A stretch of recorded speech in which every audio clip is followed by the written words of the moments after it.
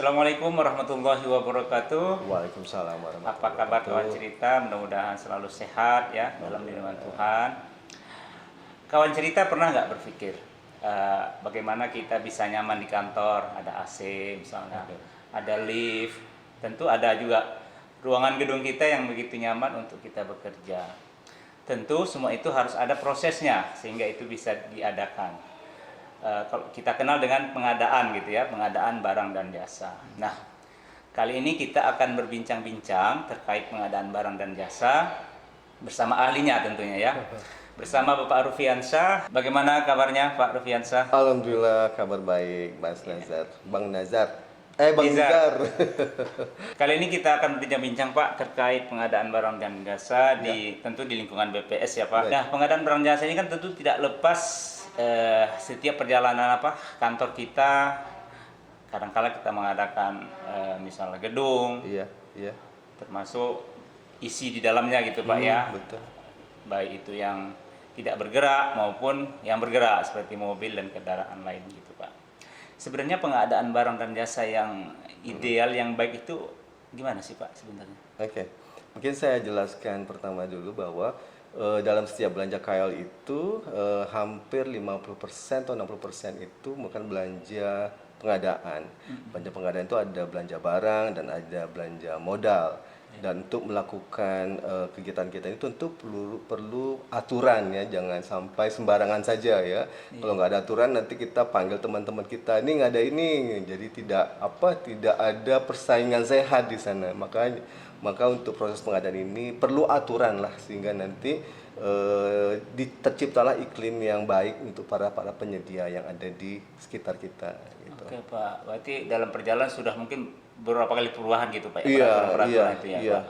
iya. Mengikuti perkembangan lah Pak ya, Iya, termasuk perkembangan digital Pak ya. Iya, betul, betul. Nah, dalam perkembangannya kalau seperti kita ketahui bahwa dalam pengadaan itu kan ada bermacam-macam ya. Ada yang namanya menurut nilai pengadanya ada yang pengadaan langsung, ada yang tender cepat, ada yang tender, ada yang seleksi. Nah, sekarang kita sudah juga menuju ke arah digital. Jadi, kita berupaya tidak perlu berhubungan dengan para penyedia. Jadi, kita bisa belanja lewat e-market ya, purchasing, kita bisa belanja melalui pengadaan langsung, bela pengadaan di bawah 50 juta, kita bisa melakukan pengadaan langsung EPL, jadi kita nggak perlu lagi lah bertemu dengan penyedia ketika cuma nanti ketemunya ketika saat penyerahan barang seperti itu. Nanti kita bincang Pak tadi Pak Rufi juga menyebutkan ada pengadaan langsung, pengadaan tender cepat dan seterusnya. Terus terang saya masih bingung nih gitu ya tentang hal-hal itu. Tapi nanti kita kulik-kulik lagi ya, kawan cerita. Ini Pak yang saya berpikir gitu Pak. Sebenarnya pengadaan barang dan jasa di BPS khususnya itu sebenarnya siapa yang bertanggung jawab di situ Pak? Bagian apa misalnya gitu Pak? Sebagaimana bunyi di Perpres 16 2018 kemudian diperbarui dengan Perpres 12 2021 itu bahwa Kementerian KL termasuk kita BPS itu wajib membentuk yang namanya unit UKPBJ. Nah, UKPBJ itu satu-satunya unit yang ada di KL, jadi tidak ada lagi unit lain. Nah, UKPBJ inilah yang bertanggung jawab dalam proses pengadaan barang, termasuk di BPS gitu ya. UKPBJ, unit kegiatan pengadaan barang dan jasa. Dulu ULP itu apa Pak? Dulu ketika ada peraturan baru 16 2018 itu ULP itu berubah menjadi nomenklaturnya berubah menjadi UKPBJ. Nah, cuma kita masih belum pede ya karena beda ya, di UKPBJ itu ada 4 fungsi yang harus dia tangani ya. Fungsi pengadaan barang dan jasa, fungsi layanan pengadaan secara elektronik, kemudian fungsi BIMTEK dan fungsi advokasi. Nah, ini yang belum komplit yang ada di KS. Kita nggak berani juga mengatakan kita UKPBJ, tapi secara perlahan kita sudah coba arah ke sana karena beberapa unit seperti layanan pengadaan secara elektronik itu sudah masuk ke dalam UKPBJ. Jadi sudah mulai lengkap lah sehingga nanti ketika ada perbaikan perbaikan kelembagaan di kita, itu mungkin sudah ada fungsi-fungsinya itu. Jadi ULP masih dipakai atau Sudah, kita hilang, bertransisi sudah hilang. Jadi sana UKPBJ, jadi nggak usah ULP lagi lah, UKPBJ. Oh, Gitu. Dan hanya satu-satunya ya, jadi tidak ada UKPBJ provinsi lagi gitu. Karena teman-teman yang di ULP kemarin, yang kepala bagian barang dan jasa dulu, Subkasubagnya itu sudah menjelma menjadi fungsional pengadaan barang dan jasa. Oh, jadi pusat gitu Pak. Otomatis yang di provinsi bertanggung jawab pusat, apa diawasi oleh pusat Ya, langsung? jadi fungsional pengadaan barang dan jasa itu Di provinsi, di bawah koordinasi dengan UKPBJ pusat, dan mereka itu harus menjadi SDM PBJ pusat gitu. Itu gimana Pak tantangannya? Tentu kan di beberapa provinsi pusat yang melakukan pengawasan kepada masing-masing fungsional PBJ tadi di setiap provinsi itu. Betul. Tantangannya di mana Pak? Jadi gini, jadi untuk pengadaan-pengadaan yang sifatnya tender di atas 200 juta itu kan diketuai oleh Pokja Pemilihan. Jadi dalam proses pengadaan barang dan jasa itu ada pelaku-pelaku pengadaan, KPA, PA, KPA, Pokja Pemilihan, Jat Pengadaan, kemudian juga ada penyedia di sana ya. Nah, dari beberapa pengelola pengadaan ini ada yang dikendalikan oleh UKPBJ pusat, itulah Pokja Pemilihan. Nah, Pokja Pemilihan ini adalah terdiri minimal sesuai dengan aturan minimal 1 orang JFPBJ. Jadi ketika ada pengadaan-pengadaan yang sifatnya tender yang di atas 200 juta itu dikelola oleh UKPBJ pusat. Sedangkan yang di bawah itu, yang di bawah 200 itu dikelola oleh pejabat pengadaan yang bisa direkomendasikan oleh UKPBJ. Oh, ini cocok jadi pejabat pengadaan seperti itu, dan dia di SK-kan oleh kepala Satker. Oke Pak, ini sekarang kan dalam pengelolaan pengadaan barang dan jasa kan kita perlu transparan. Tidak ada yang ditutupi gitu. Siapapun bisa terlibat di dalam pengadaan gitu Pak. Nah, tentu juga kalau BPS, kita berbicara BPS, tentu itu tujuannya juga untuk mendapatkan apa tadi WBK, WBBM gitu Pak. Tantangannya di mana Pak? Iya. Selama ini yang Bapak hadapi gitu. Oh iya, itu mungkin bagi pihak-pihak yang misalnya merasa kok dia nggak dimenangkan. Nah, itu seperti itu yang jadi tantangan ya, jadi tantangan, nanti ada pengaduan ke sana kemari. Itu juga kadang-kadang membuat teman-teman itu jadi ogah untuk jadi fungsional pengadaan barang dan jasa, karena seperti nggak perlu takut ya ketika kita melakukan hal yang benar dengan dokumen yang sudah tertata dengan aturan, nggak perlu takut ya, karena itu sebagai bukti bahwa kita sudah melakukan hal yang benar. Kecuali kalau di dalam Pokja itu ada ada coy gitu ya, ada mungkin KKN-nya sebenarnya. Saya pastikan bahwa teman-teman itu mudah-mudahan tidak ada yang seperti itu. Yang penting kita tetap berpegang pada aturan yang berlaku, nggak usah takut gitu Pak ya. Nggak usah takut gitu. Karena gini Pak, soalnya bagian pengadaan barang dan jasa ini seperti seram gitu Pak, karena teman-teman ini kurang berminat gitu. Saya nggak tahu ini apa karena seramnya atau memang kurang sosialisasi. Ternyata di PBJ itu sebenarnya menarik juga nih gitu. Iya. Gimana tuh? Iya. Kurang sosialisasi enggak juga ya, karena kan ini sudah lama kan sebenarnya, dan fungsionalnya pun juga sudah lama ya, dan sekarang mungkin sudah lebih baik dari yang lain ya, artinya grade-nya sudah lebih bagus gitu. Tadi untuk mengkompensasi teman-teman supaya bisa bekerja lebih profesional ya, dan nggak usah takut. Yang jelas kalau kita bekerja sesuai dengan aturan yang ada, dengan dokumen-dokumen yang kita susun dengan aturan yang telah ditentukan, nggak usah perlu takut gitu. Kan ada nanti ketika udah dibuat pemenang ada sanggah, nah kita jawab sanggahnya itu dengan baik, insya Allah nggak ada masalah gitu. Oke, berarti ini kawan cerita yang minat nih gitu ya, menjadi fungsional pejabat fungsional pengadaan barang dan jasa nih, nggak perlu takut Ya, pokoknya nggak perlu takut. Yang ya. penting ada aturan yang kita pegang, kita harus lakukan gitu. Insya Allah aman kata Pak Rufi ya. Ya, Soalnya insya saya belum Allah. terlibat nih, karena beliau ini kawan cerita sudah malang melintang nih di pengadaan barang jasa. Ini Pak, tahun 2023 dengar-dengar nih Pak ya, semua pengadaan harus dilakukan oleh pejabat fungsional pengadaan barang dan jasa. Saya nggak salah, mohon dikoreksi Pak kalau salah Pak. Nah, tetapi sekarang kan kondisinya tidak semua kabupaten kota punya. Bahkan Provinsi Sumatera Utara baru satu nih, Mbak Bu Fitri yang di bawah tuh. Itu gimana nih Pak? Apa ada penambahan APK atau untuk menghadapi kondisi itu? Karena tahun 2023 nggak lama lagi nih.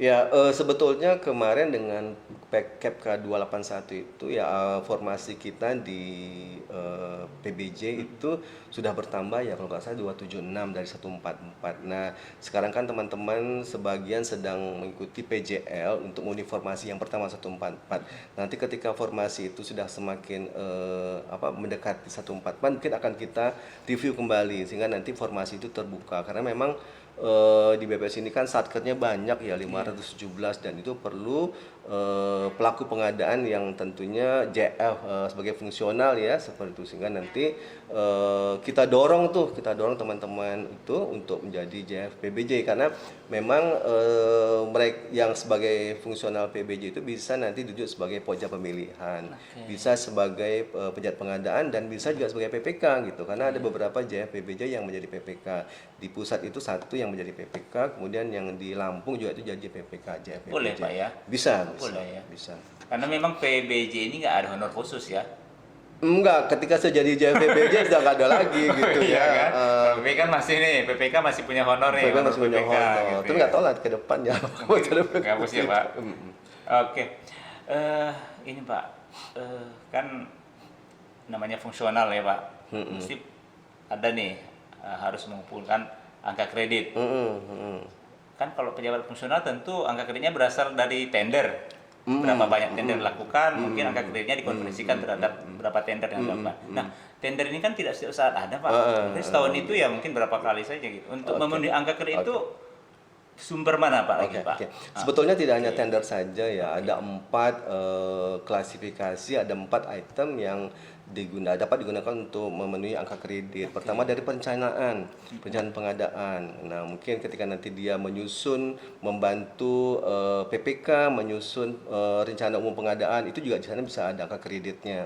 Kemudian dari pembelian penyedia lewat tender, itu juga ada. Kemudian pengelolaan swakelola, itu juga ada. Kemudian ada manajemen kontrak, di sana juga ada. Jadi tidak hanya terbatas di tender saja. Jadi ada 4 butir kegiatan yang bisa dipenuhi untuk mendapatkan angka kredit. Oh, jadi kawan cerita yang selama ini mungkin khawatir gitu ya. Tadi Pak Lutfi menjelaskan ada 4. Jadi bukan hanya tender nih. Bukan hanya tender ya. Dari mulai apa tadi Pak? Perencanaan pengadaan, kemudian ada pemilihan penyedia, itu kan dari tender sama pejabat pengadaan ya. Kemudian ada swakelola, kemudian ada pengendalian kontrak. Jadi seperti itu. Jadi tidak usah takut, banyak angka kreditnya, asal kreatif aja. Nah, kita udah mengundang beberapa sumber PBJ yang kompeten untuk membantu kita dalam mengarahkan lah, supaya kita pedoman untuk menjadi tim penilai angka kredit seperti itu. Siap Pak. Saya ini Pak, kan setiap pengadaan barang jasa kan harus punya sertifikat. Betul. Saya pengalaman nih Pak, saya butuh 3 kali ujian nih baru bisa lulus. Sebenarnya triknya apa sih Pak? Trik biar teman-teman ini kan banyak juga nih.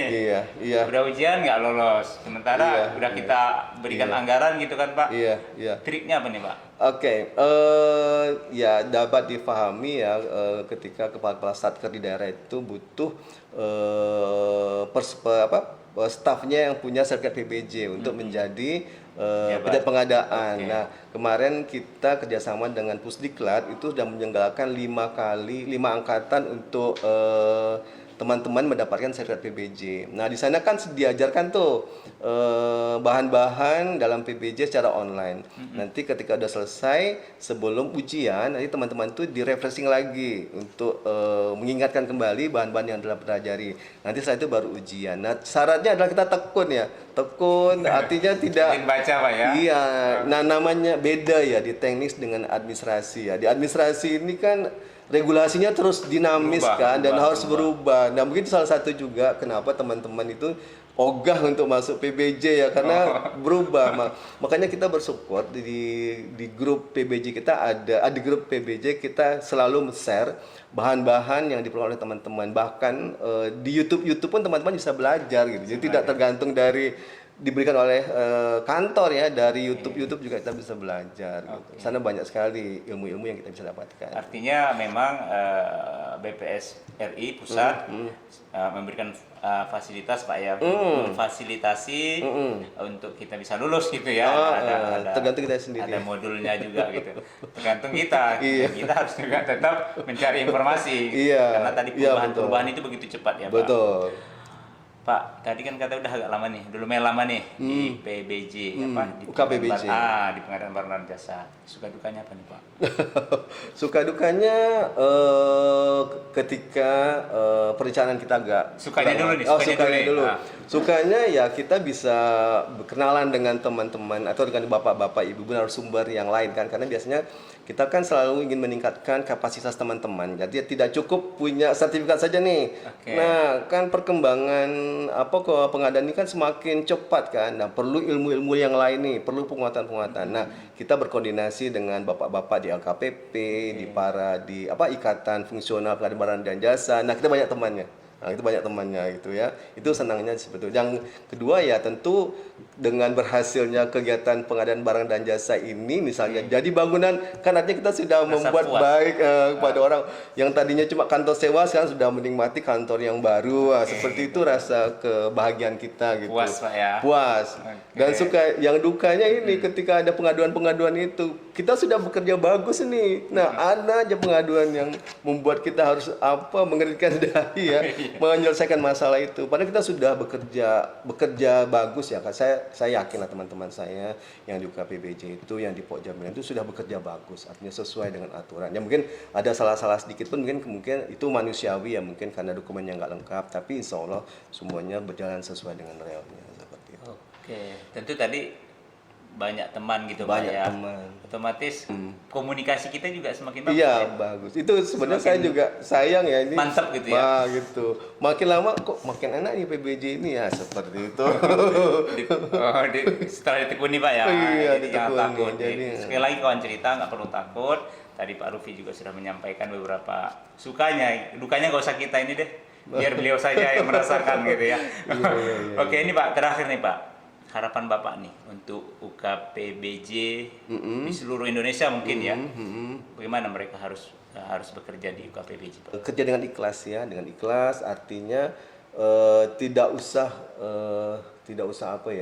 uring-uringan, kerja ikhlas. Kemudian juga tingkatkan kemampuannya, tingkatkan kapasitas. Jadi jangan segan untuk belajar, harus pacu belajar karena seperti saya sampaikan tadi bahwa beda administrasi dengan teknis ya. Kalau administrasi ini regulasi terus berjalan ya, sehingga kalau nggak kita ikuti kita akan tertinggal. Jadi teman-teman usahakan terus belajar dan jangan puas sampai di situ saja ya. Wah, luar biasa kawan cerita, bincang-bincang kita. Memang betul ya Bapak ini pengalaman banget nih. Tadi udah cerita panjang lebar tentang bagaimana UKPBJ itu dibentuk, gitu, urgensinya apa gitu ya.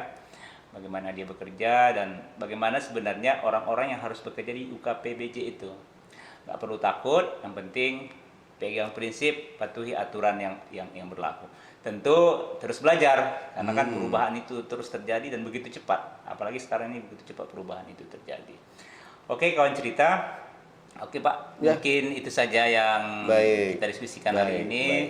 Suatu saat kita berjumpa lagi, Pak. Oke, Terima kasih ilmunya, Pak. Baik. Kawan cerita, itu saja yang bisa kami diskusikan pada kesempatan ini.